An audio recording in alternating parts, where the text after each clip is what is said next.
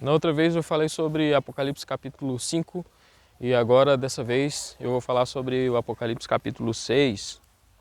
Viu quando o Cordeiro abriu o primeiro dos 7 selos e ouvi uma das 4 criaturas viventes dizendo com voz semelhante ao trovão: venha. A quem se dirige essa ordem? A maioria dos tradutores e comentaristas diz que não é a João, mas é ao cavalo e ao seu cavaleiro que se emite a ordem de comparecer. Se dissermos ser João o convocado a comparecer, surge a dificuldade de vermos cruzando o mar de vidro e se aproximando do Cordeiro no centro do trono. Presumivelmente, o abordado é o cavaleiro, ainda que não sejamos informados onde cavalo e cavaleiro têm de comparecer. Em qualquer caso, não é João, mas o cavalo e o cavaleiro que entram em cena e vão pela terra fora. E olhei e vi um cavalo branco, e aquele que o montava tinha um arco, e que lhe foi dada uma coroa, e ele saiu vencendo para vencer. Letra A. O anticristo. O conceito predominante é que o cavalo branco, como o primeiro num grupo de 4 cavalos, deve ser visto como parte de uma forma destrutiva de guerra, fome e morte. O cavalo era usado em combate e o arco significa uma arma de pessoas habilidosas.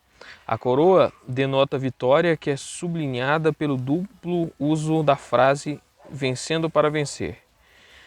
Vencendo e para vencer. E a cor branca aponta para o antigo costume de o cavaleiro vitorioso ter um cavalo branco em seu regresso do campo de batalha. Além do mais, a imagem de um cavaleiro montando um cavalo branco, no capítulo 6, pode ser vista como uma paródia de Satanás imitando Cristo e seus guerreiros cavalgando cavalos brancos em 19, 11, 14. O capítulo 6 descreve a autoridade do anticristo com respeito a vencer, matar e conduzir o povo de Deus à morte, ao ponto de os santos terem de implorar a Deus que intervenha. Mas o governo do anticristo tem limites. O capítulo 19 revela o Cristo vencedor e vitorioso que lança o anticristo e o falso profeta no lago de fogo. E por fim o texto reza: e lhe foi dada uma coroa, com a implicação de que Deus, como aquele que surge, impôs limites ao anticristo.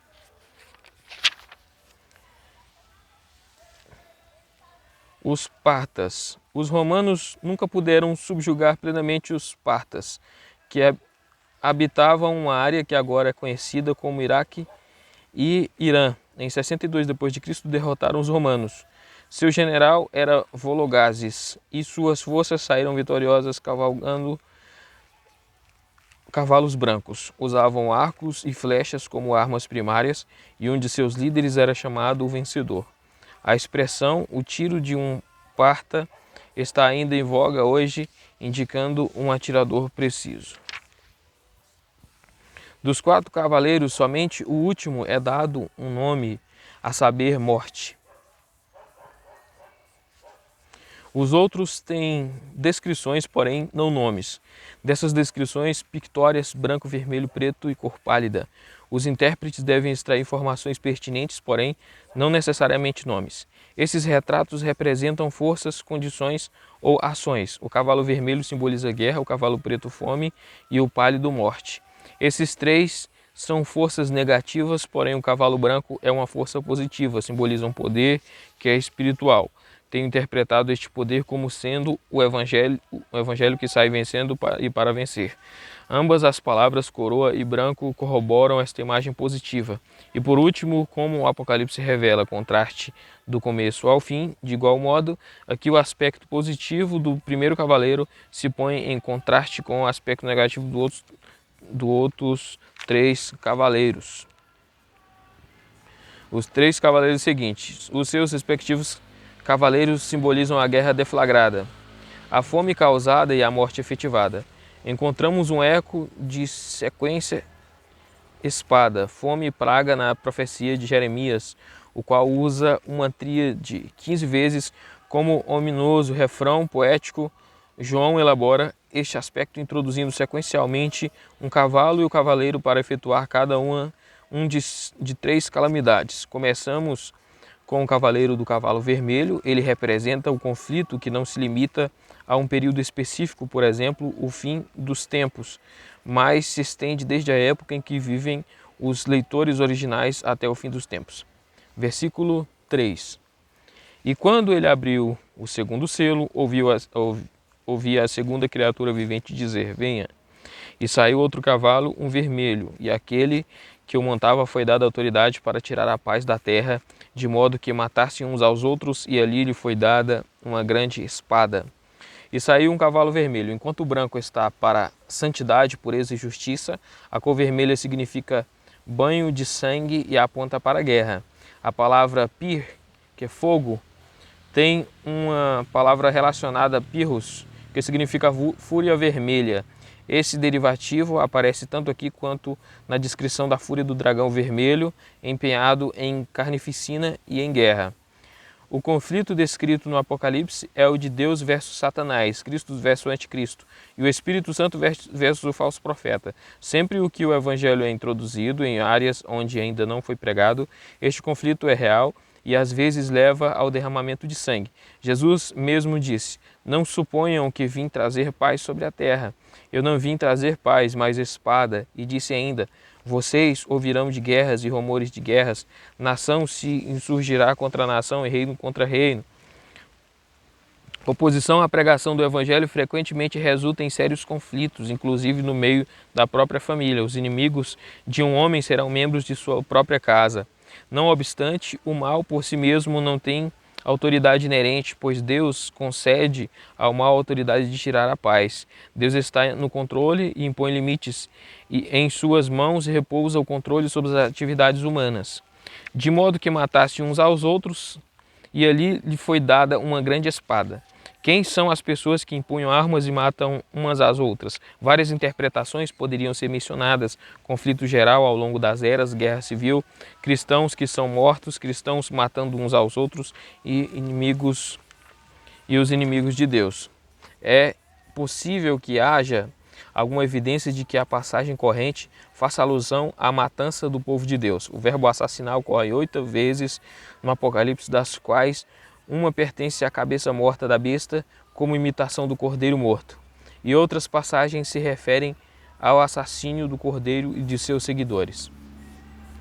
Versículo 5. E quando ele abriu o terceiro selo, ouvi a terceira criatura vivente dizer: venha. Versículo 6. Ouvi como se fosse uma voz no meio de 4 criaturas que dizia: 1/4 de trigo por 1 denário, 3/4 de cevada por 1 denário, porém não danifica o azeite e o vinho. Esta criatura vivente, aparecendo com o rosto de homem, retrata inteligência e sagacidade. O cavalo cavalgado pelo cavaleiro preto, retratando fome, como vem ilustrado pela balança para medir o peso de alimento, e pelos preços inflacionados em excesso de trigo e cevada. A mensagem de fome é proveniente daquele que se assenta no trono, que nos tempos bíblicos era ouvida repetidamente. Deus, que frequentemente avisava seu povo que a fome vinha, agora uma vez mais lhes informa da escassez no suprimento de alimento. Ele informa ao ouvinte e ao leitor que 4 produtos no cardápio são escassos: trigo, cevada e azeite. É uma medida seca, com frequência usada para grão, quase o equivalente para 1/4. O preço de 1/4 de trigo por 1 denário é excessivamente inflacionado. A parábola dos trabalhadores da vinha relata que o denário é o salário diário de um operário. Mateus 22. Se um denário comprasse 1/4 de trigo, o equivalente de um pão, e um operário, seria impossível alimentar sua família com tal quantia. Ele teria que decidir comprar 3/4 de cevada por este mesmo preço. Porém, a cevada é carente de glúten, uma substância proteica na farinha de trigo que faz a massa coesa. Daí, a cevada é geralmente usada para forragem animal. No fim do cerco de Samaria, nos dias do profeta Eliseu, 7/4 de farinha de trigo eram vendidos por uma peça, aproximadamente 12 gramas de prata, e 13/4 de cevada pelo mesmo preço. 2 Reis 7, 1, 16, 18. Jesus multiplicou 5 pães de cevada para alimentar 5.000 homens, além de mulheres e crianças. João 6,9, ver também Mateus 14,21.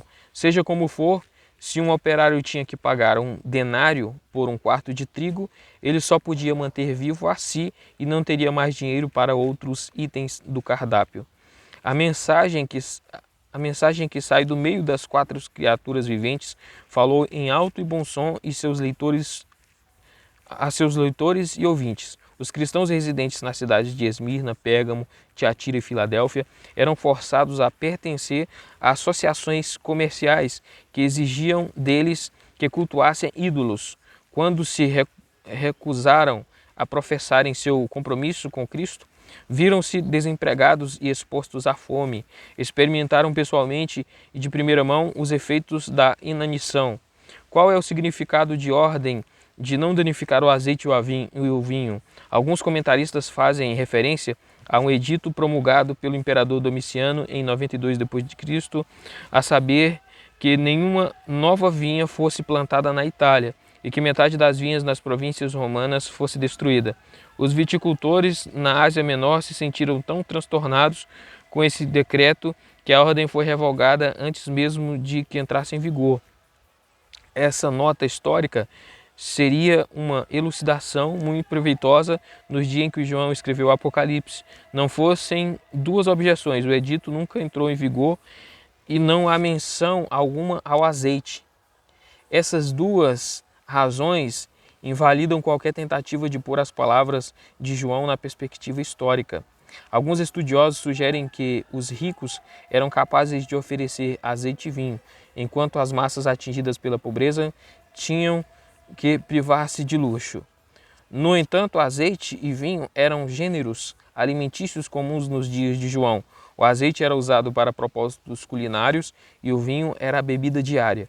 Porque os ricos danificariam esses gêneros alimentícios, portanto é melhor aplicar à natureza a ordem de não danificar a colheita de azeitona e de uva. Em outros termos, a ordem consiste em limite da praga ordenada pelo Senhor. Versículo 7. E quando ele abriu o 4º selo, ouvi a voz da 4ª criatura vivente dizendo: venha. E olhei e vi um cavalo de cor pálida, e o que o montava chamava-se Morte, e o Hades seguia após ele, e ali lhe foi dada autoridade sobre a 4ª parte da terra, para matar com a espada a fome, a doença, e por meio das feras da terra.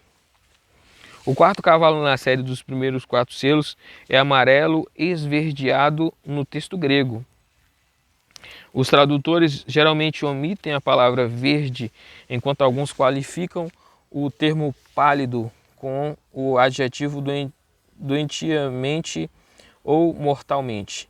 A cor verde-amarelo, grego chloros, descreve a morte e a decomposição provoca náusea. Descreve a morte e a decomposição provoca náusea. Aqui, pois, está o relato do cavalo amarelo esverdeado da morte. A palavra grega thanatos, morte, pode ser traduzida doença. Aqui, porém, o contexto dá à morte um escopo muito mais amplo do que meramente pestilência, pois seus métodos destrutivos incluem espada, fome, doença e feras. Morte e Hades simbolizam o término da vida e uma existência separada de Deus. E aqui tem uma coisa muito interessante, que o Hades aqui ele não era o inferno, quer dizer, o Hades aqui não é sepultura, que as pessoas tentam dizer que o Hades é sepultura, né? Não é. Hades aqui não se trata de sepultura. Hades aqui se trata do mundo que os mortos sem Cristo estão, né? O Apocalipse faz menção desses 2 como companheiros, um segue o outro. Aliás, o tempo imperfeito do verbo grego akoloutei, seguir, indica a atividade contínua do Hades. Se a morte golpeia, o Hades ajunta suas vítimas. O Hades não é a sepultura, pois todas as pessoas que morrem antes do regresso de Jesus voltam ao pó. O Hades é um lugar onde as almas dos incrédulos são mantidas, enquanto que as almas dos crentes estão e estarão com Jesus no céu. A morte e o Hades, porém, matam e ajuntam milhões e milhões de pessoas de várias maneiras horripilantes, primeiro violentamente, com armas de destruição, quer individualmente ou em massa. Segundo, com a escassez de alimento, que resulta em morte gradual. Terceiro, por doenças extravagantes de um ou de outro tipo. E quarto, pela instrumentalidade das feras. João extraiu a fraseologia das profecias veterotestamentárias. Os primeiros leitores do Apocalipse poderiam aplicar sua mensagem às suas próprias circunstâncias. Enfrentavam constantemente a morte pela espada, inanição e doença, e aguardavam a destruição pelos animais selvagens. O poder romano, direta e indiretamente, ameaçava sua existência, de modo que viviam constantemente sob a sombra da morte. Não obstante, ao longo dos séculos, o extermínio de grandes segmentos da raça humana é atribuído à guerra, à fome e à doença. A praga bubônica entrou na Europa no século XIV, exterminou 26 milhões de pessoas entre 1346 e 1352. Durante a Segunda Guerra Mundial, cerca de 20 milhões de pessoas na Europa perderam suas vidas, como se deu com igual número na Ásia. Grande número de pessoas morre não acidentalmente, nem por isolamentos comuns e velhice, mas cruelmente nas guerras, conflitos, fome e epidemias. Entretanto, a severidade de eliminar a vida da quarta parte da Terra se refere a um evento catastrófico futuro e constitui um aviso do juízo de Deus que está por vir. Versículo 9. Versículo 9. E quando ele abriu o quinto selo, vi debaixo do altar as almas dos que foram mortos por causa da palavra de Deus e por causa do testemunho que sustentaram. A cena que João visualiza tem lugar no céu, onde mártires residem na presença de Deus. De que forma, porém, interpretaremos a palavra altar? O termo ocorre 23 vezes no Novo Testamento, das quais 8 estão em Apocalipse. Este versículo aponta para o altar do incenso ou altar dos holocaustos. O tempo dos sacrifícios expirou quando Cristo morreu na cruz. Portanto, este é o altar do incenso. Além disso, a fumaça que sobe deste altar simboliza as orações dos santos. Lemos uma fraseologia semelhante em 20.4. Sobre as almas no céu, sem qualquer menção aos corpos, e vi as almas dos que foram decapitados por causa do seu testemunho em prol de Jesus e da palavra de Deus. Policarpo, que morreu como Marte na estaca de tortura em 23 de fevereiro de fevereiro de 155. Em Esmirna, louvou a Deus por o haver recebido como sacrifício rico e aceitável. Versículo 10. E clamavam em alta voz, dizendo: Até quando, ó soberano Senhor, santo e verdadeiro, não julgarás os que habitam sobre a terra e vingarás com nosso sangue?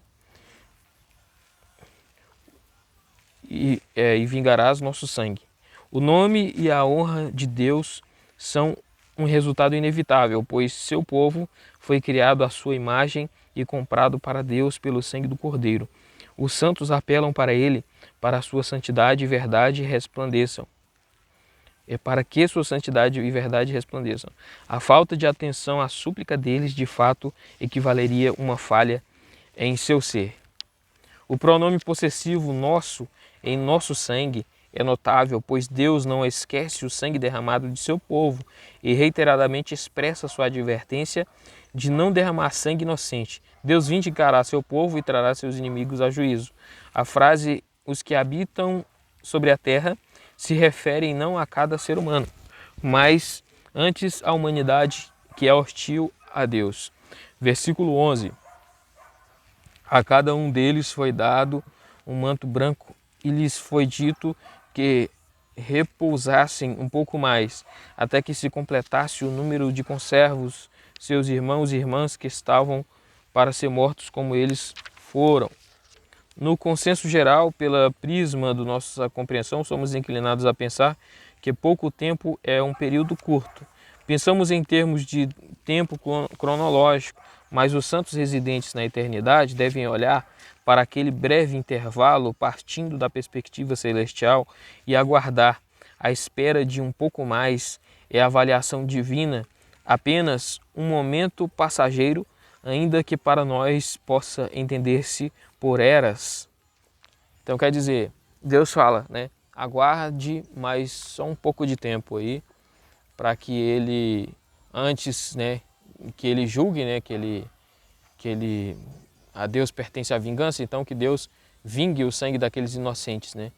E então aí esse pouco de tempo que morrerão mais mártires, né, ainda para Deus entrar em ação, ainda não chegou o tempo ainda, não completou o número dos servos, né, dos mártires. Então esse tempo aqui, ele para nós são eras, né? São, como que fala, esse pouco tempo para nós, porque na eternidade o nosso tempo, o Cronos aqui, ele é muito, como que fala, quem está na eternidade, o tempo lá é diferente de quem está na Terra, né? Por exemplo, quem está lá no tempo Logos, né, o tempo de Deus, né, é diferente o tempo da vida eterna para essa vida aqui. Então, enquanto eles esperam lá poucos tempos, né, não sei se horas ou dias lá, aqui nós esperamos eras, né, para que essas coisas se cumpram. Todos os crentes genuínos são servos de Deus e enfrentam dificuldades. João, exilado na ilha de Patmos, porém não morto, é chamado servo. Muitos cristãos sofrem de uma forma ou de outra por sua fidelidade a Deus e a sua palavra, enquanto que outros pagam o preço máximo, sendo mortos. Os fiéis que se dispuseram a morrer, porém, não foram entregues à morte, recebem o mesmo galardão que aqueles que sofrem o martírio. Versículo 12. E vi quando ele abriu o sexto selo e houve grande terremoto, e o sol se tornou negro como saco feito de pelos, e toda a lua se tornou como sangue, e as estrelas do firmamento caíram na terra, como uma figueira deixa cair seus figos verdes quando sacudida por vento forte. E o céu foi recolhido como um rolo quando está sendo enrolado, e todo monte e ilha se moveram de seus lugares. Após a abertura do sexto selo, João nota sinais na terra e no firmamento. O primeiro elemento que ele menciona é um grande terremoto, um fenômeno não desconhecido dos leitores originais do Apocalipse. Por exemplo, no primeiro século, terremotos devastaram a cidade de Sardes, Filadélfia e Laodiceia. Notifica, porém, que esse terremoto é qualificado pelo adjetivo grande. O sol é eclipsado e a lua adquire uma cor avermelhada. As estrelas despencam para a terra e o firmamento desaparece. Na terra, a paisagem de montanhas e ilhas muda completamente. Tais fenômenos devem ser tomados literal ou simbolicamente. Aliás, um terremoto pode mudar o contorno da terra e um eclipse pode bloquear a luz do sol e dar à lua a cor de sangue.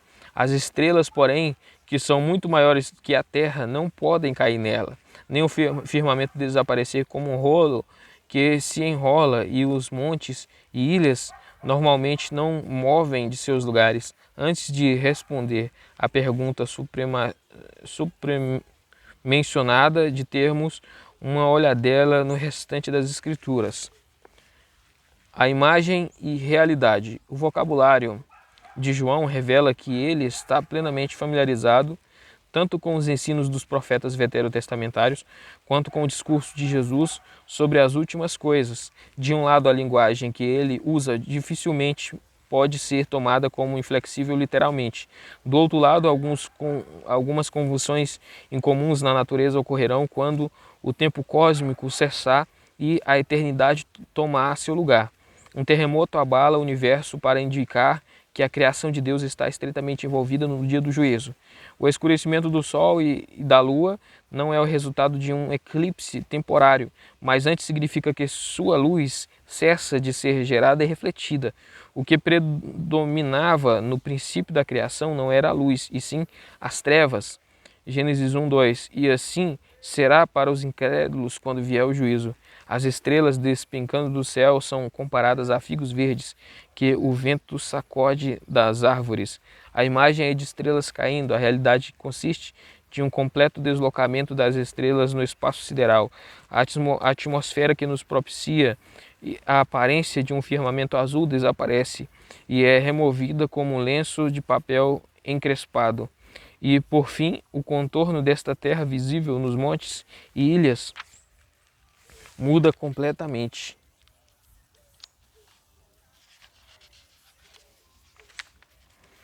Na luz enfraquecida do sol, a lua se tornou vermelha como a cor de sangue.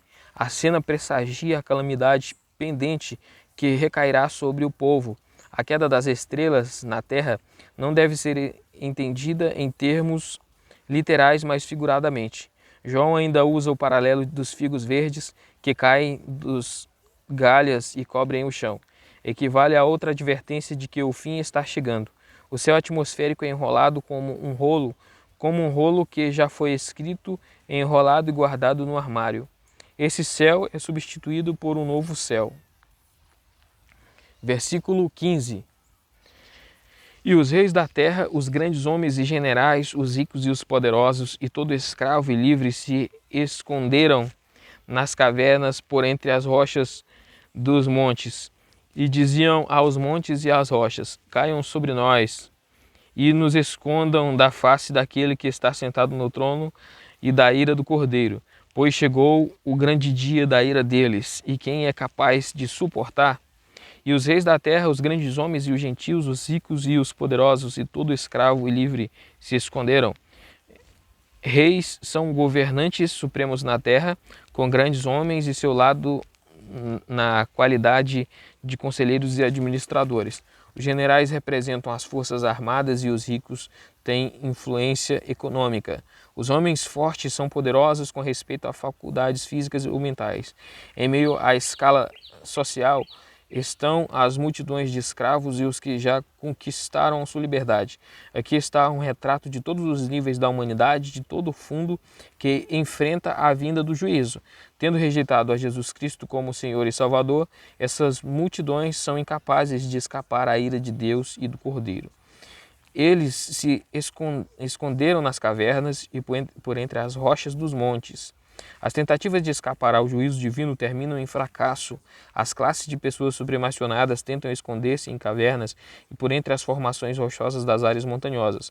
Quando, porém, as catástrofes nacionais se prorrompem, não existe lugar que se pode esconder. O que entendemos deste versículo em harmonia com a passagem precedente, onde os montes se moveram de seus lugares, João apresenta outro aspecto deste quadro.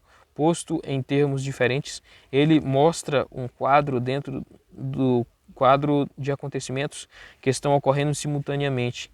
Balkan nota que as imagens apocalípticas são flexíveis, teologicamente significativas e não pretendiam reunir em um único quadro literal o que acontecerá no fim. E disseram aos montes e às rochas: caiam sobre nós e escondam-nos da face daqueles que está sentado no trono e da ira do Cordeiro. No 8º século antes de Cristo, o profeta Oséias profetizou a queda de Israel.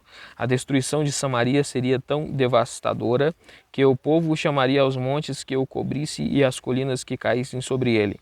De caminho para o Gólgota, Jesus citou estas palavras de Oséias, ao falar às mulheres que o pranteavam e lamentavam por ele, e assim ele descreveu a destruição de Jerusalém, a qual seria tão horrível que o povo clamaria aos montes e às colinas que o cobrisse.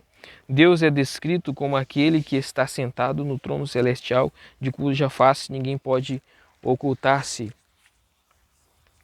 A palavra Cordeiro é o símbolo de Cristo que confronta seus inimigos no fim das eras. Essas pessoas são os adversários. Farão guerra contra o Cordeiro e o Cordeiro os vencerá. Além do mais, o Cordeiro abre todos os 7 selos de rolo e é o Cordeiro que desencadeia sua fúria contra os seus oponentes. O cordeiro com o livro da história mundial na mão é o juiz que dirige sua ira contra os seus adversários. No Novo Testamento, o dia do juízo é chamado o grande dia, e no Antigo Testamento, o dia do Senhor. Isaías 13:9, Joel 2:11 e 31, Zacarias 1:14, 15. O verbo chegou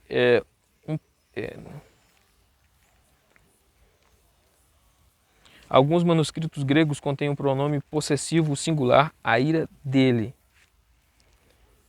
Segundo por KJV e NKJV. E em vez do plural, ira deles. Esta redação é gramaticalmente correta por causa do sujeito singular, o cordeiro. Então quer dizer, enquanto em alguns manuscritos está escrito falando, né, no caso, no singular, né, não está falando deles, né, que está falando do cordeiro, né, aqui no caso é como se estivesse fazendo uma distinção aqui, né, uma dualidade de Deus aqui, como se fosse Deus e o cordeiro, né. E só que no grego, em alguns manuscritos, em alguns códices, está escrito lá, não está falando a fúria deles, mas tá a fúria dele, né? No caso, querendo dizer aqui que é um só Deus aqui, no caso, né? E quem é capaz de suportar? Esta pergunta retórica tem a resposta implícita, ninguém senão a multidão inumerável. O salmista e os profetas veterotestamentários formulam a mesma pergunta: quem pode permanecer diante de ti quando estás irado? Salmo 76, 7b. E quem pode suportar o dia da sua vinda? Quem pode ficar quando ele aparece? Malaquias 3:2, v. Naum 1:6.